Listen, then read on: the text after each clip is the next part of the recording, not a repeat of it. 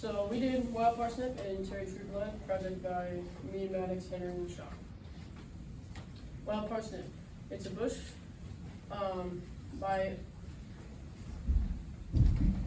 you brush by a plant once in a public park. Around 24 hours later, it starts to turn red because of exposure to sunlight. Your skin starts to blister and is irritated after a couple days. Finally, your skin remains slightly red and irritated for up to years. This happens when you touch the wild parsnip in Terry True Blood and other common places in Iowa where the weed grows. What is wild parsnip? It is an invasive species that can push out native plants in native areas in Iowa. It is pretty ugly and it affects our ecosystems, like at Terry True Blood, which is the one we're specifically focusing on right now. The oils burn when exposed to sunlight, which can hurt local animal life, human life, and throw off the balance of the ecosystem. So we got some photo evidence at Cherry True Blood that we went and took. Each one of these pictures contains some wild parsnip. Obviously, you can't exactly get very up close to it in a safe way, especially when it's not shooting close. So I'm keep on going through these. Yeah, as you can see, it's like yellow, and it's yellow with large mountain bristles. it looks a lot like other plants, so it's really hard to identify. These are all images that I took at Terry True Blood directly.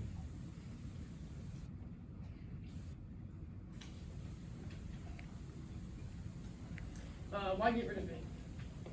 Wild parsnip can harm people who touch it, which is very dangerous to your skin because it can affect you up to years. It's dangerous to anyone who doesn't know how to identify it. Like I said before, it looks a lot like other plants. It's also invasive, so it takes over local environments and ecosystems, and it spreads like crazy.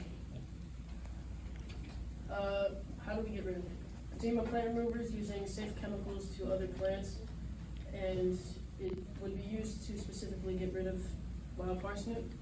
Some hand picking and root cutting would also be a good way to get rid of it in local areas and remove large amounts of it.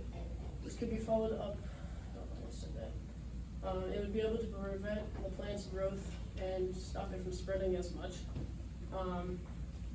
Currently, the wild parsnip is mowed over, which can allow some of it to regrow in the future, which is not good. Alright, so what's the plan? Now, obviously, until we have an official, deal with the city, we can't go in and directly remove it. However, we can observe where it is. We made this map, right, which would be exactly where we managed to identify a wild parsnip on the premises, and we kind of color coded it so we could see exactly when we go and get rid of it.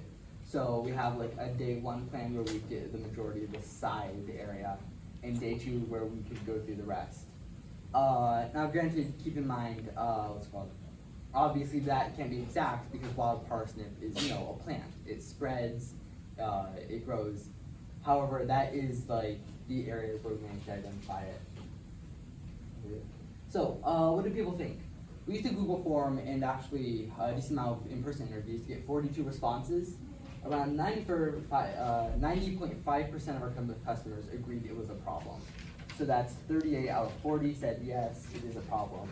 And additionally, 35 out of the 48 agreed with our solution. They thought that, 35 out of the 42 agreed it was a problem. They agreed with our solution that we need to dig it up that way. 7 people disagreed, but that leaves us with an overall 83.3% agree rate with our solution. So, who's it for? Well, it's for the city. They own Terry True Blood, and they're the people who we really need to advertise to. But specifically, we're looking at their Parks and Recreation Division. We managed to get in contact with them, and we realized that what we would really need also is to prove that this would help the community. Obviously, getting rid of a plant like this isn't going to be free, but if we can convince them that it would help people like parents whom, they don't want their kids randomly touching a plant and getting burned. It could help any pet owner who doesn't want their pets being burned from it. It helps hikers who want to hike in the area. It helps a large amount in just the local community that the city would also want to help. So how do we gonna reach out? Well, we actually, what's it called, have already now emailed the city. We've been in contact with them some. We're gonna hope to individually sort of pitch this to them in a similar manner we're doing here. What's it called? We're gonna try and get community support and reach out to try and see, or to try and show that people around Terry Trueblood do, again, think that this is a problem. Yeah, we've already contacted the Parks and Recreation workers. We've actually been working on it with them to figure out how we could do this, in a legal and safe manner. Yeah, it's great. So who do we need? Well, we have our group. We have Maddox, Aiden, Sean, and me. We're like, I guess, the main core, really, naturally, of trying to solve this problem. We've been working on things like getting customer feedback, doing research, and getting contact with the city. In addition, obviously, we have to physically travel out to Terry Trueblood to do some of this research. We've been communicating with Tyler Baird.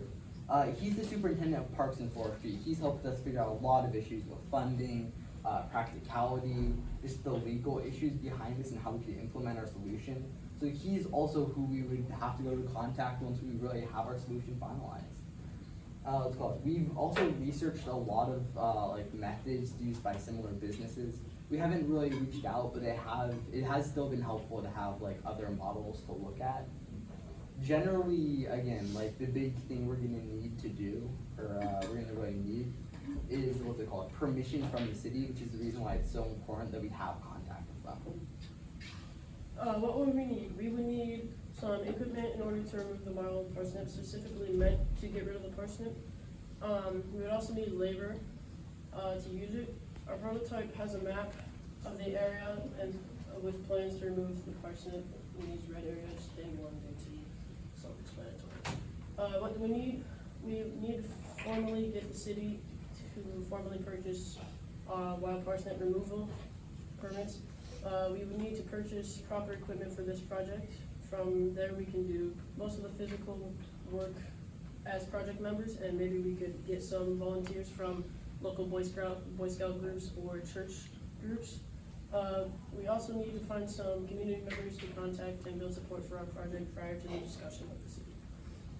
So what would this cost?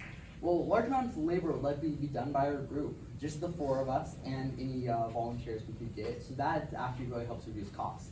Equipment and transportation are the only other costs. Transportation is, for the most part, not as bad, especially because it's a local area. So you're not bringing out a very large distance to go somewhere. Let's see, our hope is that with community members and kind of trying to speak to the city, we don't really need to spend anything on advertising. At most, it's gonna be, trying to get things organized. What's called? We are still gonna need some support, obviously. Equipment isn't free, and we're gonna need to be able to do that. Additionally, if we want to bring on someone more experienced, at least to work with and get some advice from, they would also cost money.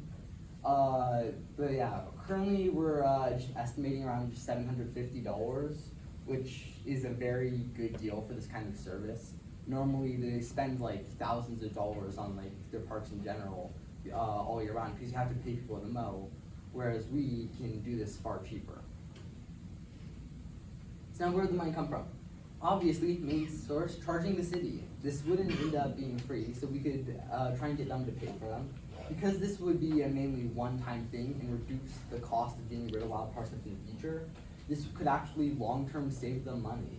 This would pay for the cost of our equipment, someone maybe more experienced who we want to bring on, and also just for any other costs like transportation that we may need. And it would really help keep the wild parsnip out and improve the local community. It means that people wouldn't get burned as much. What's it called? The city regularly spends thousands of dollars on these things. This is an issue that appears a lot. So being able to help one of their parks would really, bring a lot to the value, I guess, to say. So yeah, I think that's it, right? Yeah. All right. Any questions?